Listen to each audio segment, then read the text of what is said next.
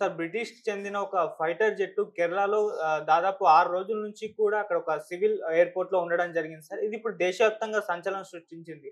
అంటే ఒక బ్రిటిష్ చెందిన యుద్ధ విమానం కేరళలో అది కూడా సివిల్ ఎయిర్‌పోర్ట్‌లో ఉండడం ఏంటి అంటూ చర్చించుకుంటున్నారు. దీనికి గల కారణం ఏంటి? అంటే ఎందుకు అక్కడ ఈ ఫైటర్ జెట్‌ని పెట్టారు? ఏమన్నా జరగబోతుందంటారా? మరి దీనికి సంబంధించి ఎటువంటి ఇన్ఫర్మేషన్ ఉంది సార్? యాహ్!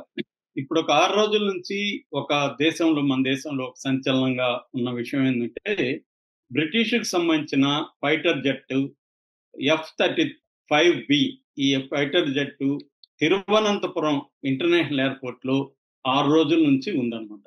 ఎందుకు ఇక్కడ దీన్ని దింపారు?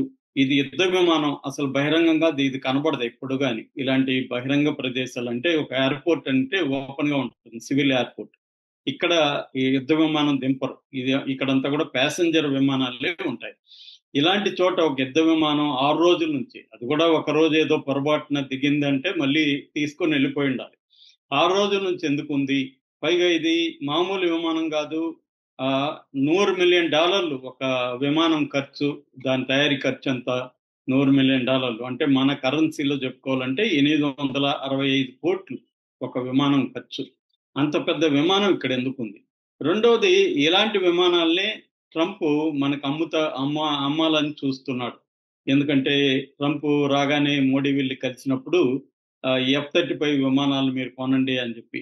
అందువల్ల అందువల్ల కూడా ఇప్పుడు దీని మీద చర్చ జరుగుతుంది. అంటే అసలు ఈ విమానం ఇక్కడ ఎందుకుంది? ఇట్లాంటి విమానాలని మనం ఇండియా ఇంత ఖర్చు పెట్టి కొనాల్సిన అవసరం ఉందా? అనేది కూడా ఇప్పుడు చర్చ జరుగుతుంది. ఎందుకంటే ఈ ప్రోగ్రామ్ దీన్ని ఎఫ్-35 ప్రోగ్రామ్ అంటారు. ఈ ప్రోగ్రామ్ మొత్తానికి $1.7 ట్రిలియన్ ఖర్చు పెడుతున్నారన్నమాట ప్రోగ్రామ్ ఇది. అంత కాస్ట్‌లీ అన్నమాట. ఇంత కాస్ట్‌లీ విమానాలు మనం కొనాలా? దీనివల్ల ఉపయోగం ఏంటి? అనేది చర్చ జరుగుతున్న టైంలో ఈ బ్రిటిష్ ఎఫ్-35బి అనేది తిరువనంతపురం ఎయిర్‌పోర్ట్‌లో ఎందుకు 6 రోజుల నుంచి ఉంది? అనేది ఇప్పుడు దేశవ్యాప్త మీడియా అటెన్షను, ప్రజల అటెన్షను ఉంది. దీనికి సంబంధించి ఇప్పటివరకు మనకు ఏం సమాచారం ఉందనేది నేను చెప్తాను. ఇది ఇందాక చెప్పినట్టు ఎఫ్-35బి రాయల్ నేవీకి సంబంధించిందనమాట. అంటే బ్రిటిష్ రాయల్ నేవీ అంటారు వాళ్ళని. ప్రతిదాన్ని వాళ్ళు royal army, royal air force, royal navy అంటారు. సో ఈ నేవీకి సంబంధించింది. ఆల్రెడీ ఏందంటే మనకి ఇది ఇండో పసిఫిక్ రీజియన్‌లో వీళ్ళ వార్‌షిప్‌లు ఉంటాయన్నమాట. బ్రిటన్‌కి సంబంధించి HMS Prince of Wales carrier strike group అని CSG-25 అంటారు దాన్ని. ఆ గ్రూప్‌లో ఈ షిప్పుల మీద ఈ ఎఫ్-35 అని ల్యాండ్ చేస్తా ఉంటారన్నమాట. వార్‌షిప్‌లు క్యారియర్స్ అవి. ఈ ఈ ఎయిర్‌క్రాఫ్ట్ క్యారియర్స్ ఉంటాయి షిప్పులు. అయితే ఇప్పుడు ఏం జరుగుతుందంటే గత కొంతకాలంగా ఇండియాకి బ్రిటన్‌కి మధ్య ఒక మిలిటరీ కోఆపరేషన్ అగ్రీమెంట్ జరిగింది. మనం పరస్పరం ఇచ్చిపుచ్చుకునే ఒక అగ్రీమెంట్ జరిగింది. ఈ అగ్రీమెంట్‌లో భాగంగా కేరళ తీర ప్రాంతం నుంచి 100 నాటికల్ మైల్ సముద్రంలో డిస్టెన్స్‌ని నాటికల్ మైల్‌గా మనం కొలుస్తాము. 100 నాటికల్ మైల్స్ దూరంలో అరేబియన్ సీలో జాయింట్ ఎక్సర్‌సైజెస్ చేస్తున్నాం అన్నమాట. ఇండియా అండ్ బ్రిటన్ కలిపి జాయింట్ ఎక్సర్‌సైజెస్ చేస్తున్నాం. ఇందులో భాగంగా మన ఎయిర్ డిఫెన్స్‌కి సంబంధించిన కొన్ని ఫ్లైట్లు, అట్లాగే బ్రిటిష్ ఎయిర్ డిఫెన్స్‌కి సంబంధించిన కొన్ని చేస్తున్నాం. ఈ నేపథ్యంలో ఏమైందంటే మొన్న 14వ తేదీ 9:20 గంటల రాత్రి pilot distress call mayday mayday mayday అని మనం చెప్పుకున్నాం కదా! అలాగా డిస్ట్రెస్ కాల్ పంపించాడు. అతనేమన్నాడంటే ఫ్యూయల్ అయిపోయింది. కాబట్టి నేను ఇప్పుడు ఆల్రెడీ నాకు ఇక్కడ సముద్రంలో నైట్ కాబట్టి సరిగ్గా విజిబిలిటీ లేదు. వెదర్ కూడా బాలేదు. కాబట్టి షిప్ మీద నేను ల్యాండ్ చేయలేను అని చెప్పినప్పుడు ఇమ్మీడియేట్‌గా వాళ్ళు India's air defence identification zone అంటారు. ఐజెడ్ దాన్ని కాంటాక్ట్ చేస్తే ఇమ్మీడియేట్‌గా మన వాళ్ళు పర్మిషన్ ఇచ్చారు సెంట్రల్ గవర్నమెంట్. దాన్ని దగ్గరగా ఉన్న తిరువనంతపురం ఇంటర్నేషనల్ ఎయిర్‌పోర్ట్‌లో దింపి దానికి ఒక సెపరేట్ బే నంబర్ 4 అని దానికి సెపరేట్ ప్లేస్ ఇచ్చారన్నమాట. ఎందుకంటే అది మిగతా వాటికి దూరంగా ఉండాలి. ఇది హైలీ సెక్యూర్డ్ ఇదన్నమాట. దాంతో పాటు మనకి సిఐఎస్ఎఫ్ అంటారు, సెంట్రల్ ఇండస్ట్రియల్ సెక్యూరిటీ ఫోర్స్. మన ఎయిర్పోర్ట్లకు అన్నిటికీ ఇదే రక్షణ కల్పిస్తూ ఉంటుంది. ఒక సిఐఎస్ఎఫ్ బెటాలియన్ ని ఈ విమానం చుట్టూ పెట్టారు సెక్యూరిటీగా, బయటకి ఏం వెళ్లకుండా పోకుండా. అలాగే దీంట్లో crew captain Fred, captain Mike, తర్వాత ఒక 6 మంది టెక్నీషియన్లు, వీళ్ళందరికీ కూడా ఒక ఇంటర్నేషనల్ స్థాయి అకామిడేషన్, వెస్టర్న్ స్టైల్ ఫుడ్ అవన్నీ కూడా ఎయిర్పోర్ట్ లోనే కల్పించారనమాట వీళ్ళకి. సో ఇప్పుడు మామూలుగా అయితే ఫ్యూయల్ అయిపోతే ఇండియా ఫ్యూయల్ కూడా నింపింది, మరుసటి రోజు వెళ్ళిపోవాలి ఇది, కానీ వెళ్ళిపోలేదు.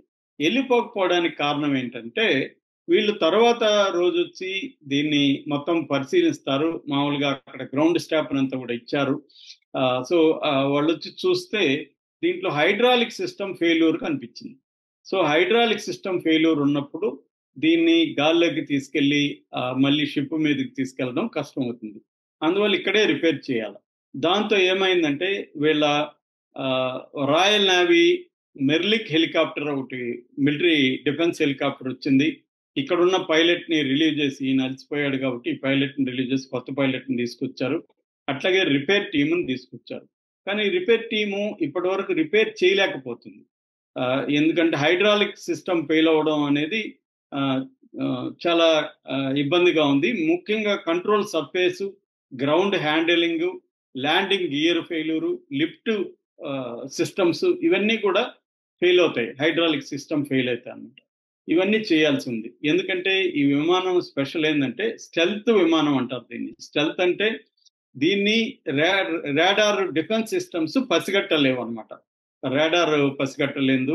తర్వాత వీటికి సెన్సార్ ఫ్యూజన్ టెక్నాలజీ అని ఉంటుంది. అంటే సెన్సార్స్ ని చూసుకొని ఫ్యూజన్ టెక్నాలజీ ఉంటుంది. అలాగే ఎలక్ట్రానిక్ వార్ఫేర్ లో ఎక్కువగా వాడతారు.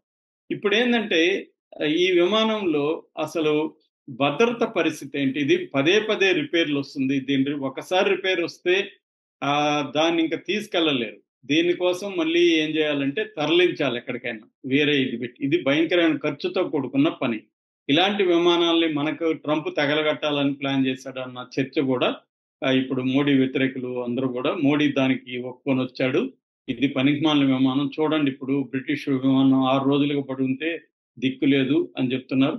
అందుకని ఇప్పుడు ఇండియన్ గవర్నమెంట్ ఒక ఆఫర్ ఇచ్చింది వీళ్ళకి. అదేంటంటే కొచ్చిలో మా హ్యాంగర్ ఉంది, ఆ హ్యాంగర్ లో పెడదాం తీసుకెళ్లి దీన్ని అని చెప్పారు. హ్యాంగర్ అంటే ఇటువంటి యుద్ధ విమానాలకు కానీ ఒక ప్రైవేట్ గా రిపేర్ షాప్ లాంటిది అనుకోవచ్చు, వర్క్ షాప్ లాంటిది అని అనుకోవచ్చు.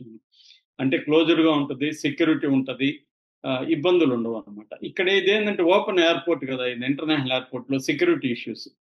అది దీనికి బ్రిటన్ ఒప్పుకోవట్లేదు మనం హ్యాంగర్కి తరలిస్తా ఉంటాయి. ఎందుకంటే వాళ్ళకి భయం ఏంటంటే దీని టెక్నాలజీ, ఇది ఎలా పనిచేస్తుంది, ఇవన్నీ ఇండియన్స్ కి తెలియడం వాళ్ళకి ఇష్టం లేదు.